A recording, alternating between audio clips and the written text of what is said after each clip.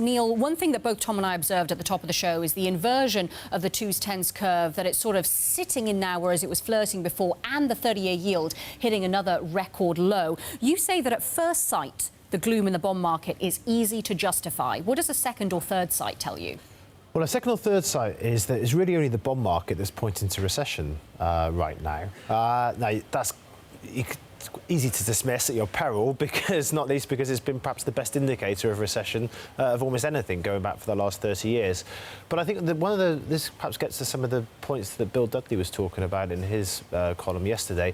The challenge for central banks is that there's some data that's absolutely horrific at the moment. Manufacturing, trade is sort of collapsing.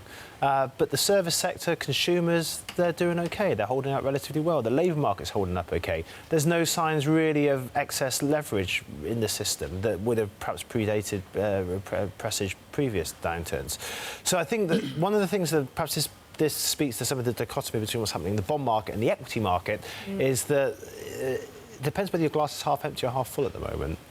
It's quite easy to make the case that we're on the cusp of a really big downturn, but there's still this strength in the labour market. Consumer sectors are still holding up.